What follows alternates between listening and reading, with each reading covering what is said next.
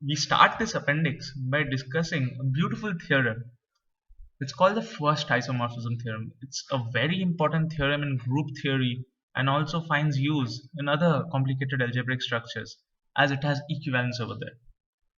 So let G and H be groups and F be a homomorphism between them.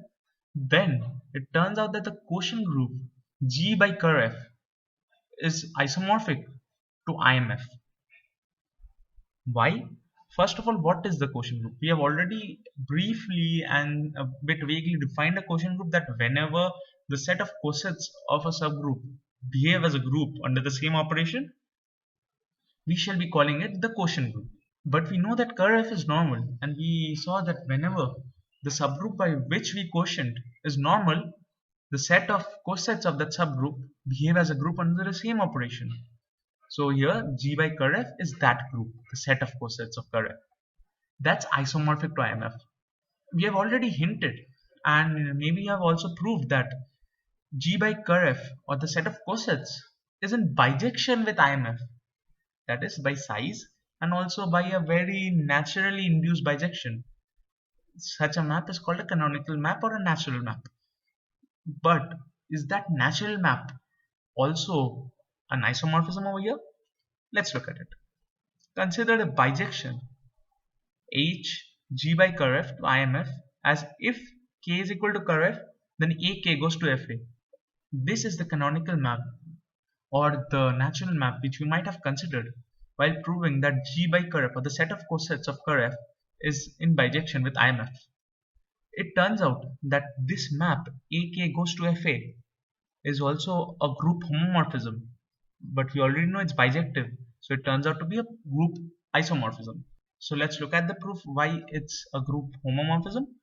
H of AK times H of BK is equal to FA times FB, which is equal to FAB, because F is a homomorphism. But FAB is equal to H of ABK. But what is ABK? We have already seen ABK for a normal group is AK times BK. Go through the slides on cosets and quotient group if you still have a doubt about this. But I hope that it's clear, as this isn't that hard, as you already know the map and have studied a bit about this map while doing the exercise. This becomes quite easy.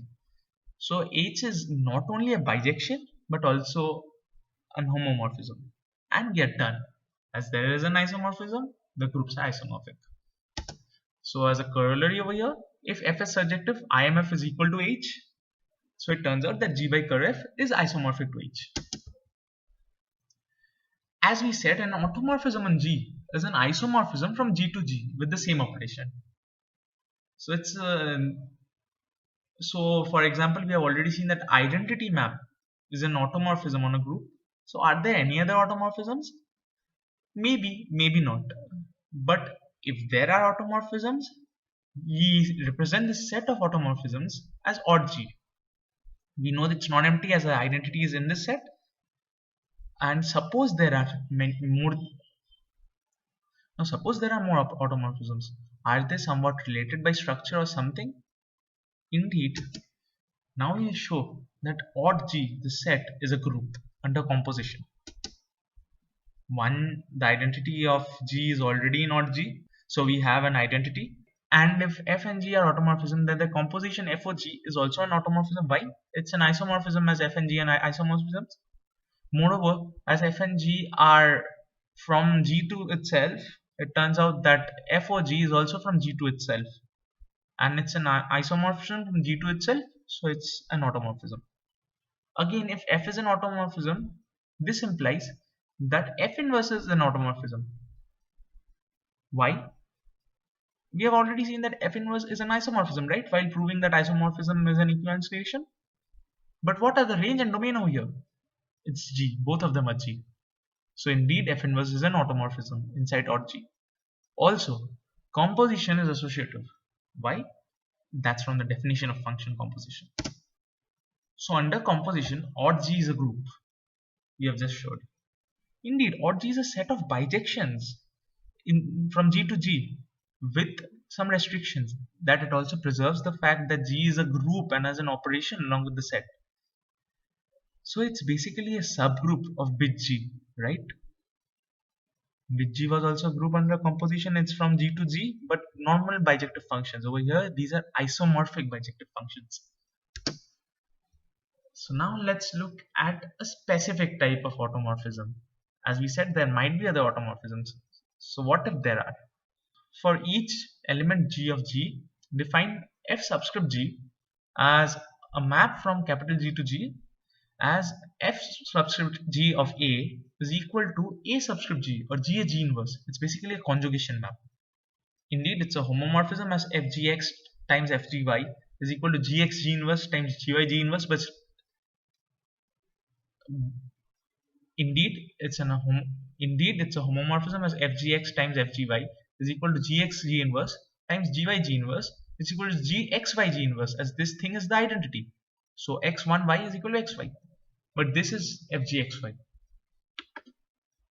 In fact, Fg inverse, that is F subscript G inverse, G is an element of capital G, so G inverse is also an element of capital G.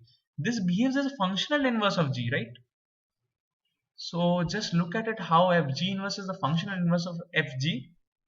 Look at both the compositions. But if the inverse exists, it means that Fg is bijective. So that means Fg is a bijective homomorphism from G to G. So Fg is an automorphism. What is more interesting is that the set of automorphisms of this form, that is the composition form, is a subgroup of odd G. Why? Indeed, show that F subscript G when composed to F subscript H, the resulting function is nothing but F subscript GH. And we already showed that the inverses of functions, these functions FGs, are Fg inverse, which is also of this kind. And identity is also of this kind. Why? Identity is basically conjugation by 1. So this is a subgroup of odd G. The above is easy to show as it has already been established that odd G is a group, and whatever we discussed verbally, it's not hard to see. We represent this group as in G, or the group of inner automorphisms of G. We shall now see two applications of first isomorphism theorem, one using conjugation and one to prove the converse of the fact that every normal subgroup is a kernel of some homomorphism, and also another converse. It's basically a corollary of that converse, that the group of that the set of cosets behave as a group under the same operation if and only if the quotienting set is normal. Application 1 on inner automorphisms. Let G be a group. Our theorem is that G by ZG is isomorphic to in G. Over here, this sign of equivalence is also sometimes used in place of a wavy sign as the topmost equality sign or the topmost bar. This is also same as saying these two sets are isomorphic. So G by ZG is isomorphic to in G. So let's look at the proof. Let F be a map from G to in G. It's defined as G goes to F subscript G. It is pretty easy to see that F is a homomorphism. We just said that Fg composed with Fh is equal to Fgh. So, and that's the same on the left hand side with a different operation. So it is pretty easy to see that it's an homomorphism. In fact, it's also surjective. Why? This is by definition because any map of the form Fg depends on a G. So it's surjective. So finally, kernel of this map is basically G belonging to G, such that F subscript G is equal to identity of G, right? Because identity of G is the identity of in G. This is equal to G belonging to G, such that GA G inverse is equal to A for all A. Because if it's the identity map, it has to be equal to A for all A, and if it's the FG map, it has to be GA G inverse for all A. So this thing would say that GA is equal to AG for all A belonging to G. But that's basically the center, right? These are the set of all elements which commute with all other elements of the group.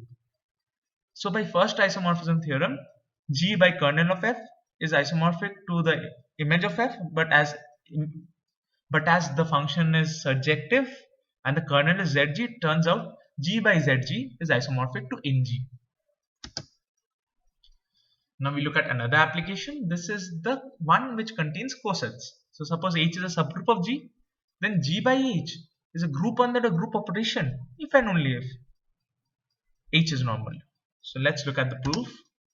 Converse has already been proven that if H is normal, then G by H is a group under operation.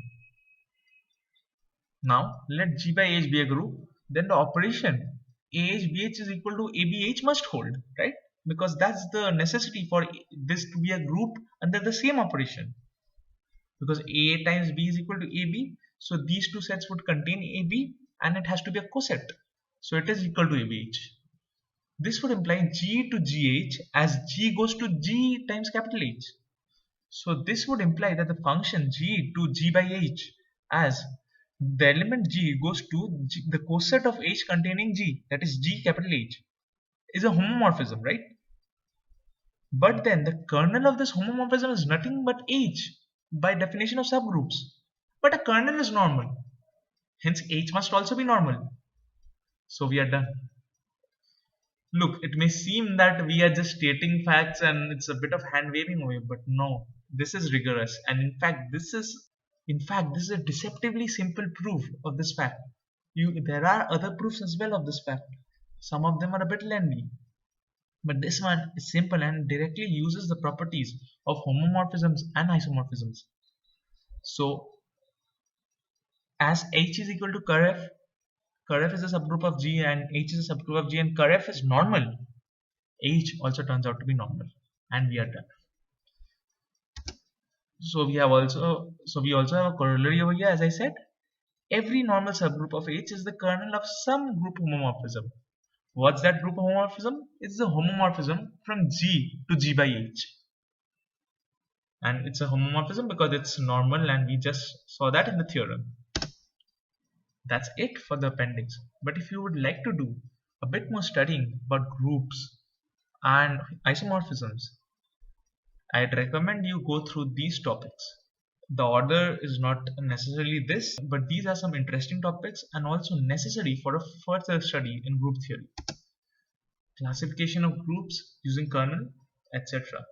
That can be done. In fact, classification can be simplified using kernels and Sylow's theorems and Lagrange's theorem, but we won't be dealing with it. Learning group actions. Group actions are a very specific type of functions on an operation, or one may say pseudo operation of some kind, respecting some properties. It uses groups to study other sets. In fact, that's why it's important. And in fact, many theorems like Cayley's theorem, which says that any group is a part of a symmetric group, or Sylow's theorem, or in fact later on in Galois theory, this is what is of prime importance: group actions. Proving the other isomorphism theorems with some more notations and the first isomorphism theorems. There are three more popular isomorphism theorems, this being the most popular, the first one, and the other three, the second, third, and fourth, are somewhat popular, and you can look at them. Try to prove it using the first isomorphism theorem. Once you know a bit more notations like product of two subgroups or quotienting, etc., just go through it. Using induction in group by size, quotienting by the kernel or a normal subgroup is very important to do induction in groups. In fact, there are groups which have no other normal subgroups. That's where the study becomes difficult. And those groups are called simple groups. But when a group is not simple, you can quotient it by a normal subgroup and deal with a relatively smaller group, which preserves most of the properties of that group. Automorphism classes of different groups. This is very important, as you might have seen that we can show a specific type of automorphism, that is in G, but there might be more automorphisms. For example, in the Klein 4 group, the automorphisms present over there are basically any map which takes an order 2 element to another order 2 element or itself, and in fact it's independent. So it doesn't say that if A goes to B, then B has to go to A or something like that. It can be anything. It turns out that that automorphism group is similar, or in fact isomorphic, to S3. That's where a non-abelian group comes out from an abelian group. It's interesting, right? So that's important, studying automorphism classes. This is of prime importance in Galois theory, which is perhaps one of the most beautiful applications of groups, rings, and fields. Now, extending concepts to more complicated structures like rings and fields follow, as basically groups are the foundational structures and the most well studied structures in abstract algebra. Next comes rings, and fields are also pretty important. You might already know a bit about it, as maybe other instructors have included it in the course, or there might have been sheets, or maybe you've read it earlier. But now, with a better understanding of group theory, I hope you can revisit or visit these topics for first time and gain a lot. So, best of luck. That's it.